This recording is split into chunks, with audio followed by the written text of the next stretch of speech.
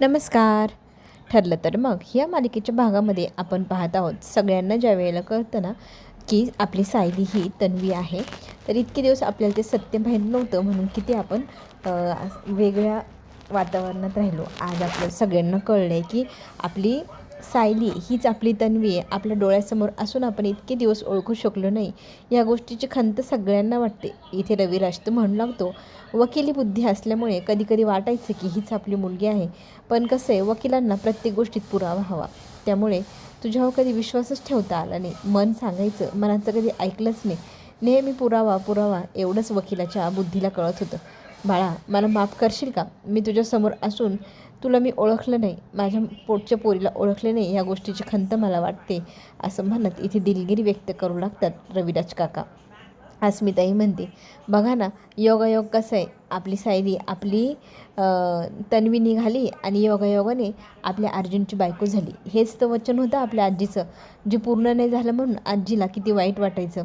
तरी ते कल्पनाही म्हणू लागते, मीही किती रागवलेली होती. आठवतं ना ज्या वेळेला मला कळलं ना की अर्जुन आणि सायलीचं कॉन्ट्रॅक्ट मॅरेज आहे, तिला मी किती बोलायची, किती त्रास दिला, मी तिला समजूनही घेतलं नव्हतं.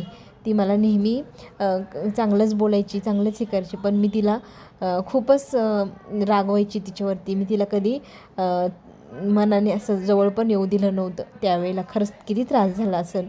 कळत नकळतपणे तन्वीवरती आमच्या सगळ्यांकडनं मन दुखवलं जाईल असा अत्याचारच झाला आहे ना. तर ह्या गोष्टी सगळेजण बोलून दाखवत असतात. आजीही म्हणत असते की सुरुवातीला लग्न करून तू जेव्हा या घरात आली त्यावेळेला मीही तुला स्वीकारलं नाही, तुला किती परीक्षा द्यायला लावल्या, किती त्रास दिला होता, ते सगळं आठवलं ना आत्ता मला खूपच वाईट वाटते. मला माफ करशील ना गं तन्वी, असं आजी हात जोडून म्हणू लागते. रविराजे हात जोडून माफी मागू लागतो की माझ्या डोळ्यासमोर तू असूनही तुला आम्ही स्वीकारलं नाही. त्यात कल्पनाही म्हणते, कॉन्ट्रॅक्ट मॅरेजचं कळलं त्यावेळेला मी सुद्धा कशी वागली होती, मलाही फार वाईट वाटते.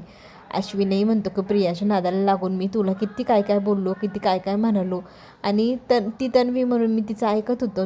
खऱ्या तन्वीला त्रास माझ्याकडनं होत होता, हे मला कसं कळलं नाही.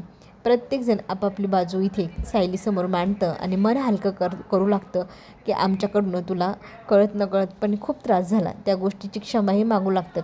आपली घरची मंडळी ही अशी क्षमा मागते हे पाहिल्यानंतर इथे डोळ्यामध्ये आपल्या सायलीचे अश्रू येतात आणि सगळ्यांना ती सांगू लागते की प्लीज माझ्यासमोर असे हात जोडू नका ना.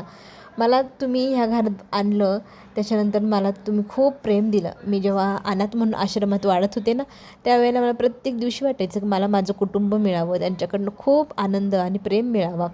मला ह्या घरात लग्न करून आल्यापासून तुम्ही सायली म्हणून खूप प्रेम दिलं. मला अजिबात उणीव भासू दिली नाही कुटुंबाची.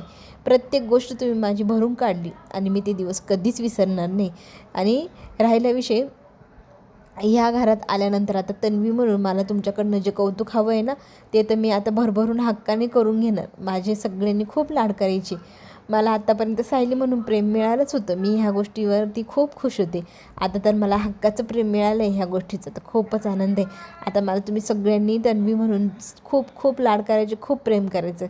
सगळेजण मग तिला जवळ घेतात. साऊबद्दल बोलताना आपले मधुभाऊ पण म्हणतात की तिची नेहमी इच्छा होती की तिला तिचं कुटुंब मिळावं. आज तिला तिचं कुटुंब मिळालं, ह्या गोष्टीने मला खूप भारी वाटतं आहे, खूप आनंद वाटतो आहे. तर मधुभाऊ ती म्हणते की मधुभाऊ मी तुम्हाला कधीच विसरणार नाही, तुम्ही तर मला लहानचं मोठं केलं आहे ना.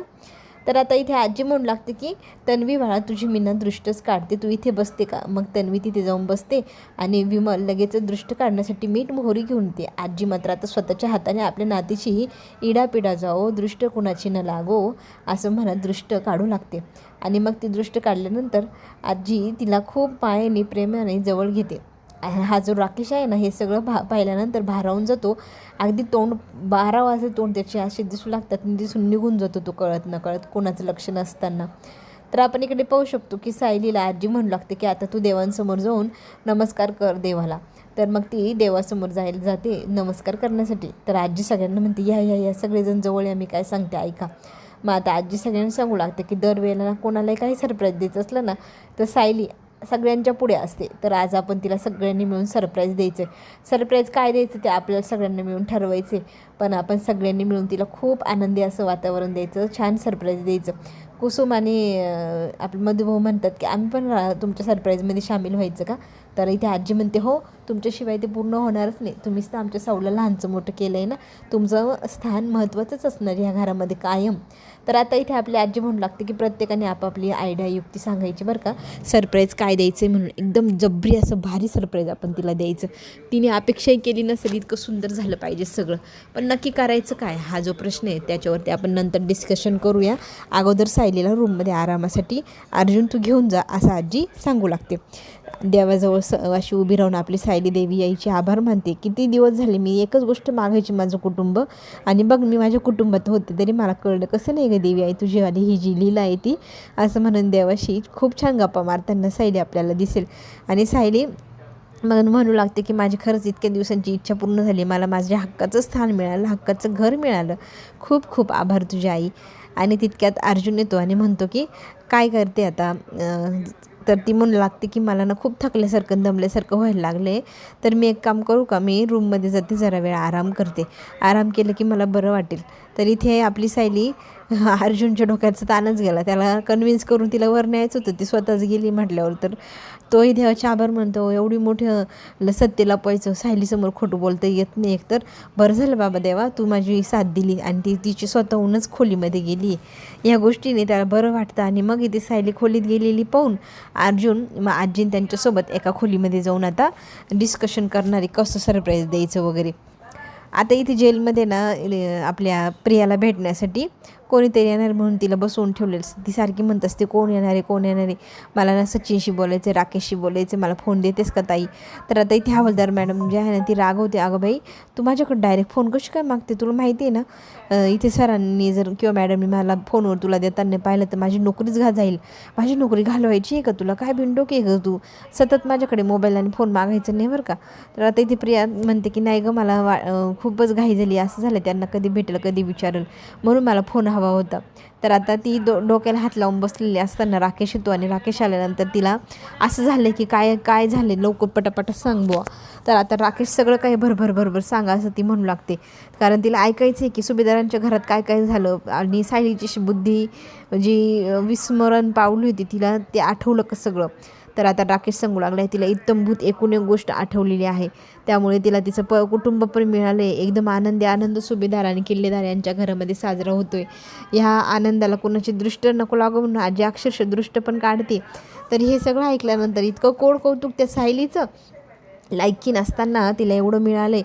3 वर्ष हा पत्ता जो मी इतके वर्ष दाबून ठेवलं तर माझ्या हातात तो उघडलाच कसा, तुला एवढी गोष्ट पण मॅनेज करता आली नाही, तिला सत्यापर्यंत पोचू कसं दिलंस तू.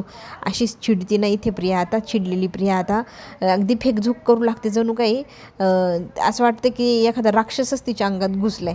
आणि ती इतकी फाडफाड बोलू लागते राकेशला, तू बिनडोके, तू बधीर आहे, तू काहीच कामाचा नाही आहे, तुझ्याच्यानी काम होत नसेल तर महिपतला सांग, महिपत आता साधू बनून बसलाय तर त्याला सांग, त्याचे डोळे उघड, असं इथे जोरजोरात प्रिया बोलू लागते. आणि तिथे हवालदार बाई तिला शांत हो, दोन जीवाशी तू एवढी आरडाओरडा करू नको, जास्त आरडाओरडा झाला तर सर मलाच रागवतील, म्हणून हवालदार बाई तिला शांत करण्याचा प्रयत्न करते. मात्र सुडाची आग इतकी पेटली प्रियाच्या मनामध्ये, तिला तर असं झालं कधी मी खून करते त्या सायलीचा.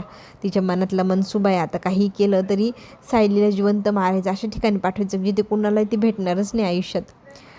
हा तिचा मनसुबा. आता कावळ्याच्या श्रापाने गाय मारावी एवढा सोपा नाही ना, आणि सायली मारावी हिच्या एवढ्या प्रयत्नांनी, ते पण जेलमध्ये राहून, हेही शक्य नाही आहे. चला आपण आता पुढे पाहू शकतो की सगळेजण आता प्लॅनिंग करताय की काय काय करायचं, कसं करायचं, सायलीला सरप्राईज द्यायचं आहे तर काय करू शकतो आपण, त्या गोष्टीवरती ते चर्चा करू लागलेली आहे. प्रत्येकाने आपापली युक्ती मांडायची. आता इथे प्रत्येकजण सांगतं की आपण असं सायलीला सरप्राईज देऊ, तसं सरप्राईज देऊ, काही गोष्टी पटत आहे, काही गोष्टी नाही पटत आहे. तर पूर्ण आजी म्हणू लागते की आपण कुलदेवीला जायचं का सायलीला घेऊन. तर इथे लगेचच आपली अस्मिता म्हणते, आजी तुझी आयडिया खूप चांगली आहे, पण मी आणि स्मित नाही येऊ शकणार एवढा लांब त्याला घेऊन. तर आता अर्जुन म्हणतो की आम्ही आत्ताच 2 जण जाऊन आलो आहे आणि ती पण प्रेग्नेंट आहे, तिला एवढं लांब पुन्हा घेऊन जाणं, तो प्रवास, ती दगदग माहिती आहे ना, तिला पण आपण नाही नेऊ शकणार. मग आता आजी म्हणते मग काय करायचं दुसरं. आता तिच्यासमोर पुन्हा एकदा प्रश्न की काय करायचं. तर आता इथे आपण पाहू शकतो सगळेजण तिथे चर्चा करताय काय करावं. आणि अर्जुन म्हणतो की पटापटा काहीतरी आयडिया सुचवा ना. जरी ती सायली आली, तिने विचारलं कुठे आहे सगळेजण, तर आपण काय बोलायचं. एक तर मला तिच्यासमोर खोटं बोलता येत नाही, माहिती आहे ना.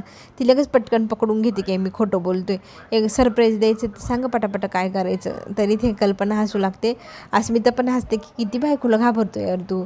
तर कल्पना म्हणते ना, तू आहे ना तुझ्या बापाकडनं शिक, ते मला अजिबात घाबरत नाही. त्यांची ट्रेनिंग तुला जर मिळाली तू पण घाबरणार नाही बायकोला. तर तो म्हणतो अगं मीच घाबरतो म्हणून तर माझं पोरगं पण बायकोला घाबरतो. सगळेजण हसू लागतात. आजी म्हणते अरे विषय काय चालला आहे, तुम्ही विषयांतर काय करताय बरं. आपला विषय जो चालला आहे ना त्याच्यावरती बोला बरं, पटापटा काहीतरी आयडिया सुचवा सगळेजण. आणि इथे मग सगळेजण आपापली आयडिया सुचवू लागतं की काय करायचं काय करायचं. एका चढ एक अशा युक्त्या, एका चढ एक असे सरप्राईज सगळ्यांना आठवत आहे. पण इथे काय सायलीसारख्या व्यक्तीला एकदम मोठ्या रेस्टॉरंटमध्ये नेणं, खूप भारी भारी काहीतरी खाऊ घालणं, ते तिला झेपणार पण नाही. तिला त्याची माहिती पण नसल्यामुळे त्याला तिचं कौतुकच नाही, त्यामुळे ती खुश होईल असं वाटत नाही, असं इथे चैतन्य म्हणतो. तर आता मग साधे सिंपल तिला गोष्टी आवडतात, तर मला सिंपलप्रमाणे काय करावा. सगळेजण आपापली आयडिया लावतात, तर कोणाला पटते कोणाला नाही पटते. तर हे सगळे चर्चा ही जी काही हे करताना एकमेकांसोबत हसी मजाक विनोद अशी सगळी तिथे चालू असते. सगळेजण खूप खुश असतात. तन्वी इतक्या वर्षाने आलं आहे म्हणजे काहीतरी हटकेच व्हायला हवं. हटके म्हणजे नक्की काय करावा हा जो प्रश्न आहे सगळ्यांसमोरच आहे. तर आपण पाहू शकतो सगळेजण विचार करतात ही आयडिया बरी आहे ती बरी आहे असं. तर आपण इकडे महिपत त्याच्या खोलीमध्ये त्याच्या कपाटात काहीतरी ठेवत होता आणि त्यातच ना सचिन आलाय म्हटलं पटकन ते कपाट बंद करून इथे महिपत उभा राहतो आणि म्हणतो की सचिन काय रे काय म्हणतोय. तर आपण पाहू शकतो की सचिन आता इथे आल्या आल्या महिपतला म्हणू लागतो की मला तुमचं हे वागणंच पटून नाही राहिले. तुम्ही एवढे शांत कसे काय राहू शकतात नाही, एखाद्याला एवढे आनंदी कसे राहू शकतात. म्हणजे आपल्या मुलीचं जीव इतकं धोक्यात आहे, बिचारी इकडे तिकडं तोंड लपवत फिरते. ते आणि ते सगळं जे घडतं आहे ते आपल्या सायली आणि अर्जुनमुळंच घडतं आहे. त्या अर्जुन सायलीला तुम्ही अजून कसं धडा शिकवत नाही, त्यांना कधीच काही का बरं म्हणत नाही, त्यांच्यावरती तुमचा रक्त खवळत कसं नाही. तुमच्या मुलीला ज्या माणसांमुळे त्रास होतो आहे त्यांचा उगवायला पाहिजे हे तुम्हाला वाटत का नाही आहे. आणि किती दिवसात साधू संत बनून तुम्ही बसणार आहे, हा जो काही सवाल आता इथे सचिन विचारतोय. सचिनला फार त्रास होतोय की इतके दिवस तुम्ही बाबागिरी करताय, ठीक आहे झालं संपवा आता हे सगळं, आता वेळ आली बदला घ्यायची. त्या सुभेदारांच्या घरात किती आनंद नांदतोय पाहिलं का, मला खूप संताप होतोय, कोणीही तिथे आनंदी राहू नये अशी माझी इच्छा आहे असं सचिन बोलू लागतो. त्यातली त्यात आपल्या जी साक्षी आहे तिला किती त्रास होतोय, तिला चेहऱ्याची सर्जरी करावी लागते, तिला इकडे तिकडे तोंड लपवत फिरावं लागते. कोणामुळे, सायली आणि अर्जुनच्या भीतीमुळे. कारण तिने जर यांना पाहिलं तर साक्षीला लगेच सगळेजण जेलमध्ये टाकतील. तरी ते महिपत म्हणतो की झालं का तुझे बोलून सगळं, मी येतो बरं का असं म्हणून तो रूमच्या बाहेर जातो. सचिन मात्र इतका चिडतो की हा माणूस इतका हलका कसा राहू शकतो, त्याचं रक्त कसं खवळत नाही. आता ते जाऊ दे, पण तो इथे कपाटात काहीतरी ठेवत आणि काढत काहीतरी होता. तर काय असेल बरं ते पाहण्याची उत्सुकता इथे लागली सचिनला. दरवाजा बंद करून त्या कपाटाचं ड्रॉवर खोलून त्याला पाहायचं आहे त्यात काय. आता आपण इकडे पाहतो आहे इथे सायली छान प्रकारे चेंज वगैरे करून आलेली असते, फ्रेश होऊन आलेली असते. पण घरात आल्यानंतर ती पाहते की घरामध्ये कोणीच नाही आहे, सगळेजण कुठे गेले असतील. हा जो प्रश्न तिला पडला आहे तो आपल्याला पण पडला आहे. आपल्याला पण त्याचं उत्तर पण माहिती ते कुठे बसले. आणि आता इथे प्रत्येक खोलीमध्ये जाऊन सायली म्हणते शोधावा का काय, कोणीच भेटत नाही, कोणाचा आवाजही येत नाही आहे. तर आता ती इकडे तिकडे पाहते, सगळीकडे पाहते, तिला कोणीच घरामध्ये दिसत नाही. ती विचारात पडले की सगळेजण कुठे गेले असतील. तर आता इथे ती एकाला फोन लावू लागते. सगळ्यात पहिले चैतन्याला फोन लावते. चैतन्य आणि हे सगळेजण डिस्कशन करत असतात की सरप्राईज नक्की द्यायचं काय. सरप्राईजवरून इतका वाद चाललेला असतो. अर्जुन आणि अस्मिता नेहमीप्रमाणे भांडणामध्येच वेळ वाया घालवत आहे. तर इथे भांडणात वेळ वाया घालू नका, काहीतरी लवकर आयडिया सुचवा असं अर्जुन म्हणतो. कारण सायलीला जास्त वेळ आपण थांबवू नाही शकणार. ती ना डिटेक्टिव्ह आहे, एकदम मोठा डिटेक्टिव्ह, आणि त्या डिटेक्टिव्हपासून काही लपूच शकत नाही. सरप्राईज द्यायचं ते सरप्राईजसुद्धा लपणार नाही, तिला सगळं माहिती होऊन जाईल. तर सगळेजण आता डोक्याला हात लावून विचार करते खजून काय आयडिया काय काढावी. त्यातच ना चैतन्याचा फोन वाजतो. चैतन्य म्हणतो अरे सायलीने फोन केला. आता सगळेजण घाबरतात. आता सायलीला काय सांगायचं, कुठे गेले सगळेजण. कारण सायली तो प्रश्न पडणारच आहे. प्रत्येकाच्या खोलीत ती जाऊन आली, कोणीही घरात नाही, घरभर पाहून आली. तर आता इथे अर्जुन म्हणू लागतो की फोन बंद कर, कोणाला तिला सांगू नको अजिबात आपण कुठे. तिला जर कळलं ना तिला की डिटेक्टिव्ह इथे येईल आणि सगळी माहिती तिच्यापर्यंत पोचेल. तिला सरप्राईज द्यायचं ते सरप्राईजच राहून जाईल. तर आता आजी म्हणू लागते की लवकर काहीतरी सुचवा बरं. पण अर्जुन म्हणतो सगळ्यात पहिले सगळ्यांनी फोन स्विच ऑफ करा, कारण सायली जर इथे आली तर तिच्या कितीतरी प्रश्नांचे उत्तर आपल्याला द्यावं लागेल. ती किती हुशार आहे, वकिलाची बायको आणि वकिलाची मुलगी ती एकतर. तर हे सगळं बोलणं तिथे चालू असतं आणि प्रत्येकजण आता मोबाईल स्विच ऑफ करतं, कारण सायली फोन करेल कुठेही विचारेल खोटं बोलण्यापेक्षा प्रत्येकाने फोन स्विच ऑफ करून टाकलेले असतात. आता इथे पुन्हा एकदा चर्चा सुरू झाली की सरप्राईज द्यायचं काय, हा जो मोठा प्रश्न आहे सगळ्यांसमोर तो आपण पाहू शकतो. तर आता इथे सायली प्रत्येकाला कॉल लावते, अस्मिताला लावते, अश्विनला लावते, कोणीही फोन उचलत नाही. ही जी काय भानगड आहे ही काय आहे, हाही प्रश्न आता इथे सायलीला पडला आहे. सायली टेन्शनमध्ये, घरात कोणीच नाही आहे आणि एवढे सगळेजण गेले तर गेले कुठे. चला तर मग आपल्याला इंटरेस्टिंग प्रोमो पाहायला मिळते. प्रोमोमध्ये आपण काय पाहतोय बघा बरं. तर सगळेजण खूप छान सेलिब्रेट करताय, सगळेजण स्वागत करताय तन्वीचं. सायली बोलून आमच्या घरी आली, आनंद दिला आणि आमची तन्वीच झाली, असं हे जे सुंदरसं गाणं आपली आजी बोलते त्या गाणं ऐकताना भारी वाटतं. सगळेजण तिच्या अंगावरती फुलं टाकून, वर्षाव टाकून तिचं घरामध्ये स्वागत पुन्हा एकदा करताय आनंदाने. हे सगळे आनंदाचे क्षण, हे सगळ्या गोष्टी ह्या आपल्याला ह्या सिरियलच्या आत्ताच्या भागात पाहायला मिळत आहे. पण महिपत आता नक्कीच काहीतरी करणार, ही गोष्टी आता लपलेली नाही. महिपतकडनं येणाऱ्या संकटामुळे सायली आणि अर्जुनचं काही नुकसान होईल का, हे सगळं काही पाहण्यासाठी आपण नक्की भेटूया. चॅनलला नक्की लाईक करा, सबस्क्राईब करायला विसरू नका, म्हणजे पुढे येणारे नवीन व्हिडिओ तुमच्यापर्यंत लवकरच पोचतील. चला तर मग आपण पुन्हा भेटूया. आता घेऊ छोटीशी विश्रांती. धन्यवाद.